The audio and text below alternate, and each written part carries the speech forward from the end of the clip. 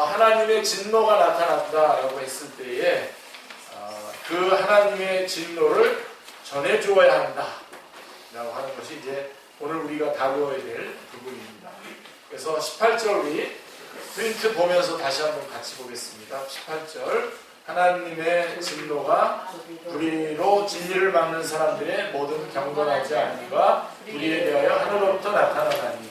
예, 그래서 9쪽 그래서 로마서 1장 17절 18절에는 나타난다는 말이 두 번 등장하게 됩니다. 그래서 먼저는 하나님의 의가 나타난다는 거죠. 17절에서. 그리고 곧바로 뒤이어서 하나님의 진노가 뒤따르고 있습니다. 18절에서.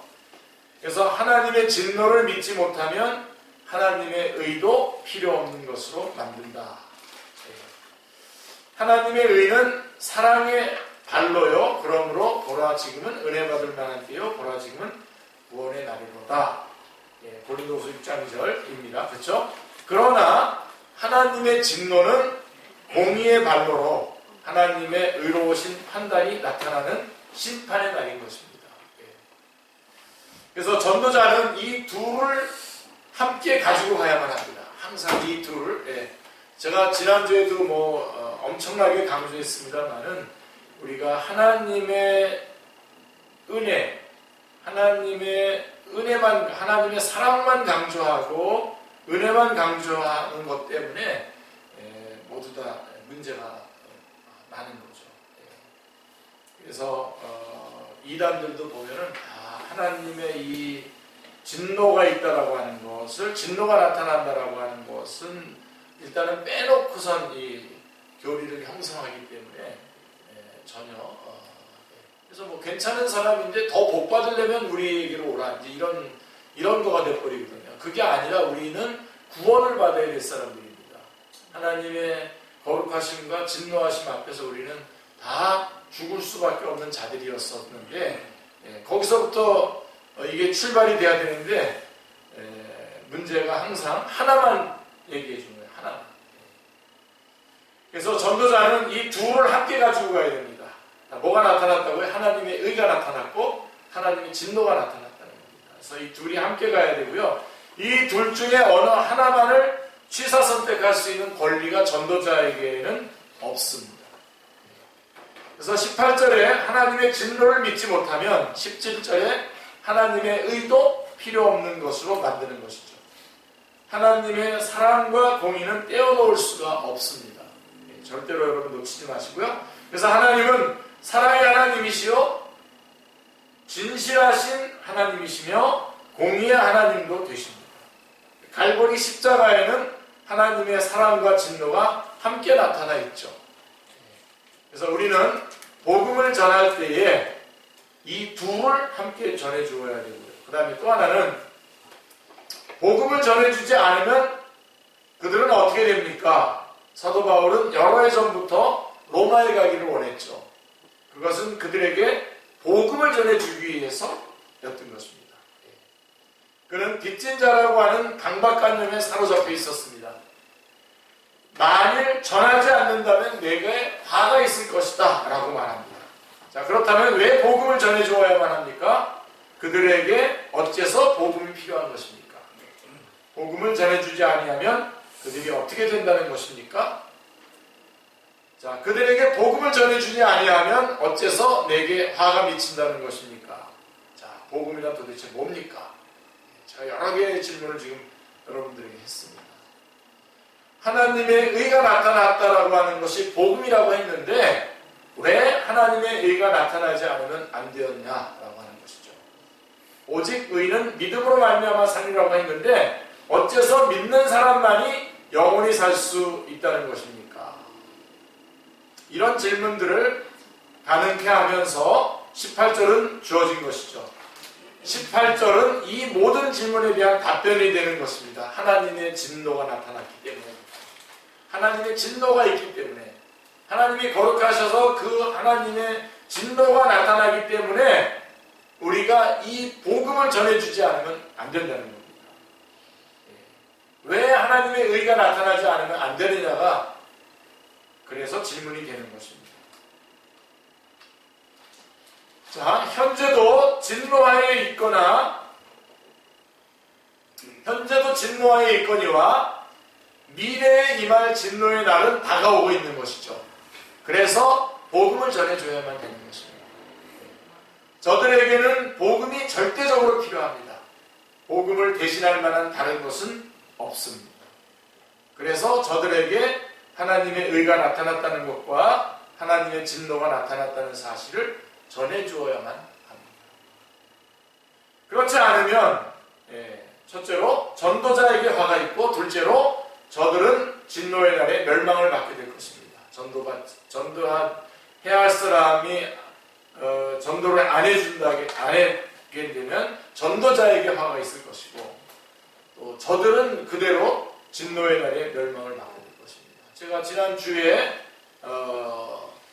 한 분에게 복음을 전하러 갔습니다. 여러분에게 제가 기도 부탁했는데, 정말 이제 몸이 안 좋으셔서 많이 힘들었는데 아예 넘어지시면서 완전히 이제 의식도 잃게 되고 그러면서 굉장히 위급한 상황에 놓여 계신데 아직 복음을 들은 적이 없으셔서,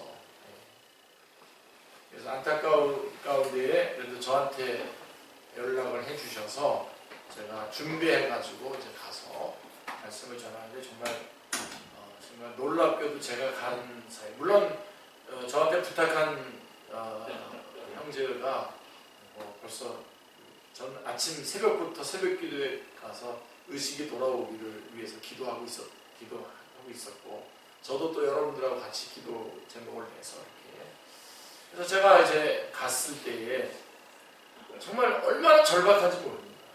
이 순간. 왜 그렇습니까? 하나님의 진노가 있기 때문에 그렇습니다.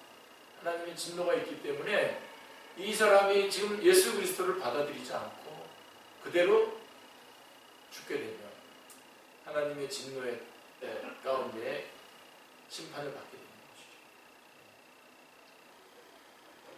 그래서 의식도 돌아오지도 않기도 하고 그렇기 때문에 힘들 겁니다 라고 이렇게 말했기 때문에, 저도 나름대로 굉장히 그런 분들에게 전도를 여러 번 해봤기 때문에 대충 예상이 가는 거거든요. 딱 제가 갔는데 전혀 의식이 안 돌아오셔서 정말 그냥 제가 일방적으로 막 쏟아붓고서는 그냥 제가 거의 몸을 흔들 정도로 흔들어서 이렇게 전하고 안타깝게 온 적이 많았는데, 딱 제가 갔는데 이렇게 의식을 해서 눈도 뜨시고 이렇게 알아보시더라고요. 그래서 제가 가까이 가가지고 하나님께서 영원한 생명을 주시기 원하십니다.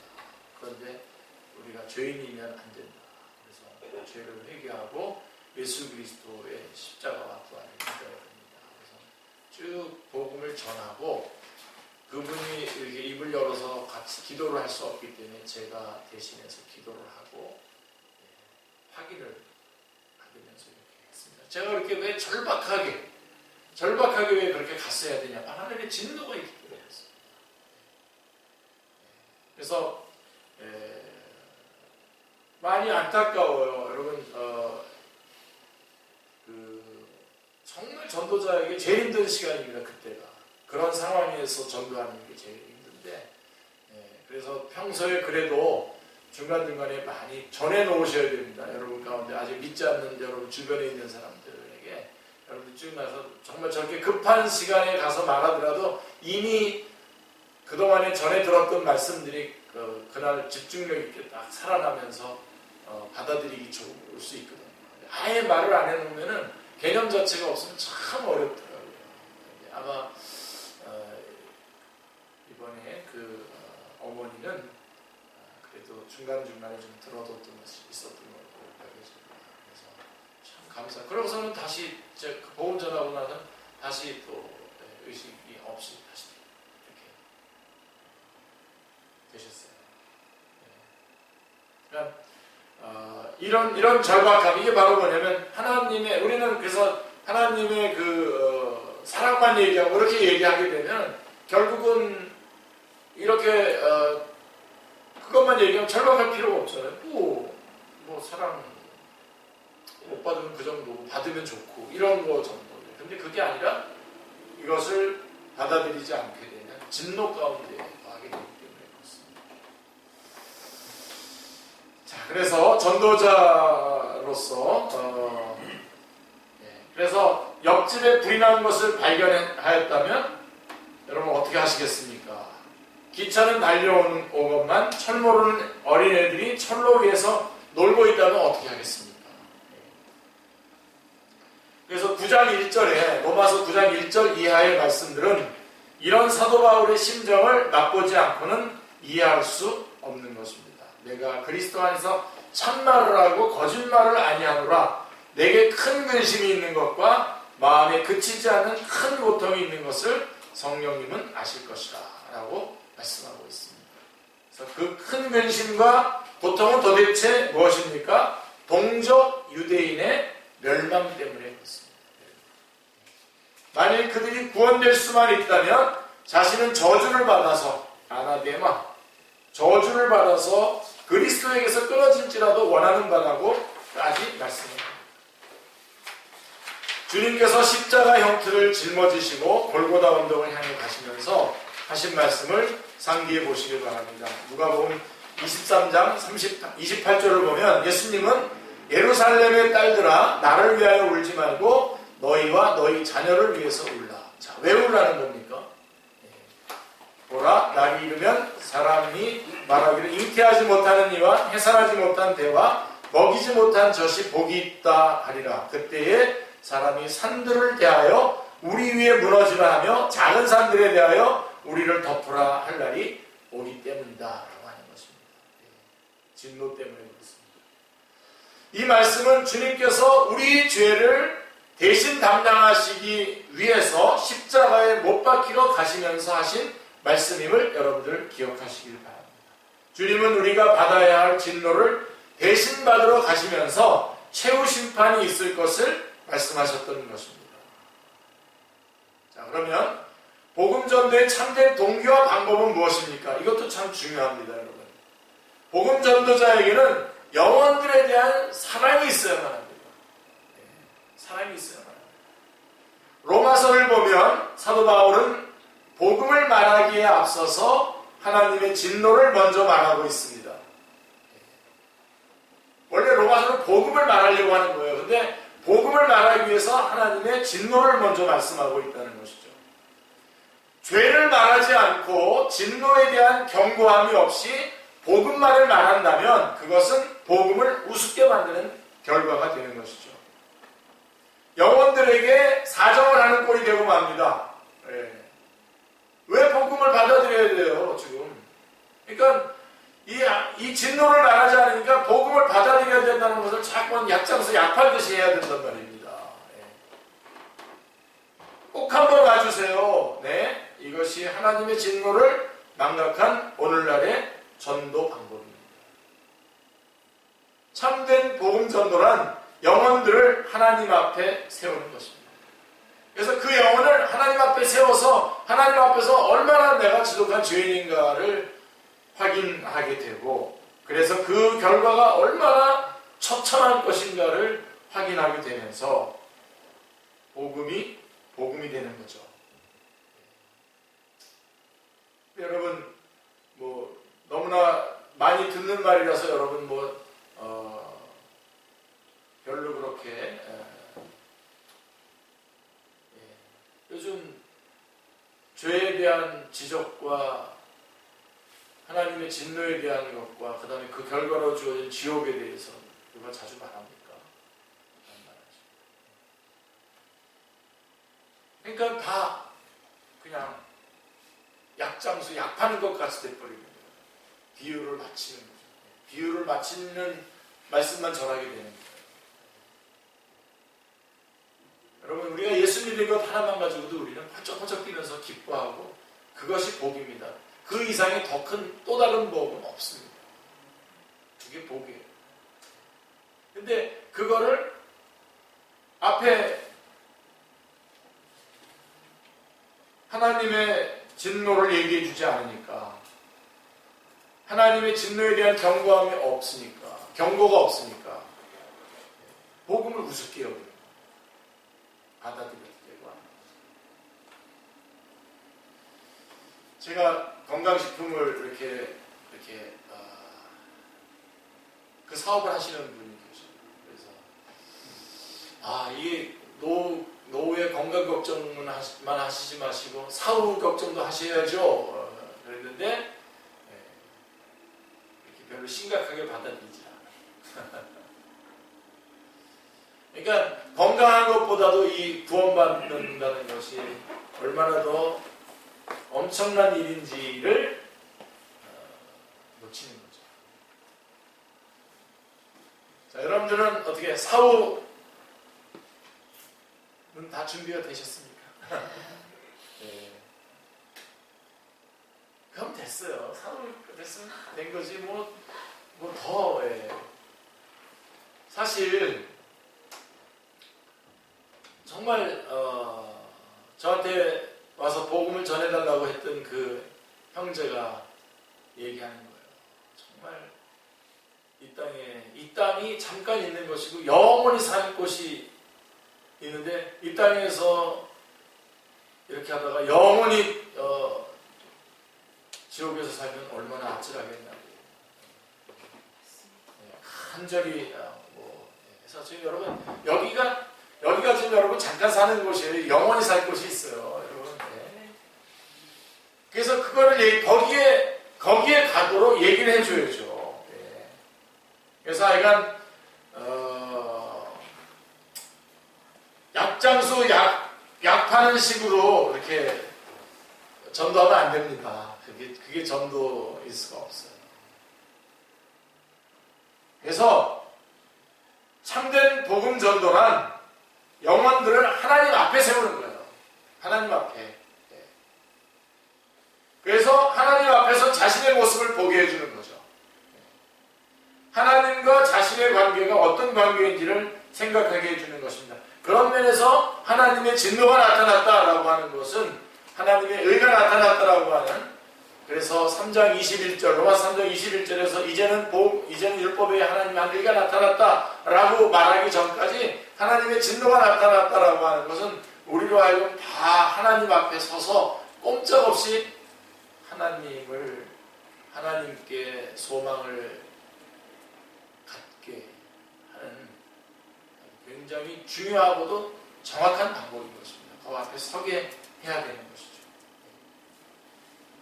그래서 하나님과 자신의 관계가 어떤 관계인지를 생각하게 해주는 것이죠. 그리고 그 후에 어떻게 하면 하나님 앞에 설 수 있는지, 어떻게 해서 우리가 하나님 앞에 나아갈 수가 있게 되었는지, 어떻게 해야 하나님과 화목하게 될 수 있는지를 전해주는 것입니다. 이를 믿지 않는다면 진노의 날에 설 수 없음을 경고해 주고 있는 것입니다. 영혼들로 하여금 구원 얻을 방도가 하나님이 마련해 주신 하나님의 의를 입는 것밖에는 없음을 깨닫게 해주는 것입니다. 베드로전서 4장 17절은 하나님의 집에서 심판을 시작할 때가 되었나니 만일 우리에게 먼저 하면 하나님의 복음을 순종하지 아니하는 자들의 그 마지막은 어떠하며 또 의인이 겨우 구원을 받으면 경건하지 아니한 자와 죄인은 어디에 서리요? 라고 말씀하고 있는 것입니다.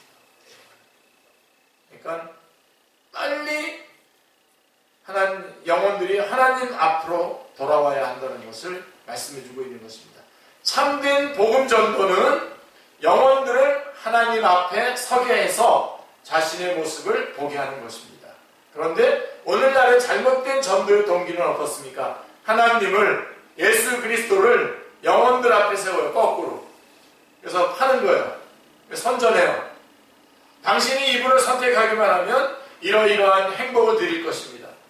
이분은 좋으신 하나님이고 이분은 복을 주시는 분입니다 하고 전자제품 선전하듯이 하는 것입니다. 그리고 이제 그 옆에서는 불교, 회교 같은 다른 회사 상품을 선전합니다. 사람들은 망설입니다. 어느 제품을 골라 잡아야만 가장 실속을 차릴 수 있을까? 때로는 같은 회사 동업자들끼리 과당 경쟁을 하죠. 이것은 참된 복음 전도의 동기가 아닙니다. 그것은 복음을 모독하는 행위이고 하나님의 의와 진노를 모르는 행위이고 영혼들을 결정적인 위험에 빠뜨리는 행위입니다. 로마서를 보면 사도 바울은 복음 전도를 진노의 차원에서 시작하고 있습니다. 꼭 잊지 마십시오, 여러분. 아니, 여러분 개인으로도요, 아침에 일찍 일어나면 일어나자마자 여러분들이 하나님의 진노로부터 시작하시는 게 여러분에게 가장 좋습니다. 경건에 좋습니다. 율법주의로 가라는 얘기가 아니라요, 하나님의 진노 앞에 서는 거예요. 내가 얼마나 아찔한 존재였었는지로부터 오늘 아침을 맞이하는 겁니다. 그리고 지금 내가 얼마나 영화로운 자리, 황홀하고 영화로운 자리에 놓여있는가를 아침마다 확인하고 출발하게 된다면 그날 일어나는 모든 일들은 다 감사할 수밖에 없어요. 근데 아침에 일어나자마자 나는 괜찮고 오늘 나는 뭔가를 다 내 힘으로 모두 다 할 수 있어 라고 출발했는데 중간중간에 이런저런 일들이 일어나게 되면 하루 종일 거꾸로 가는 거죠.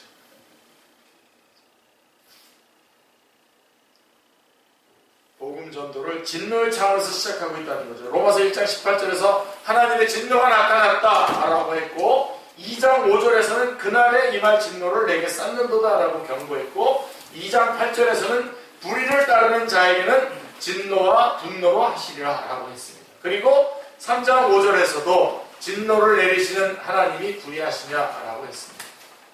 로마서에서만도 하나님의 진노를 10번이나 말씀하고 있습니다.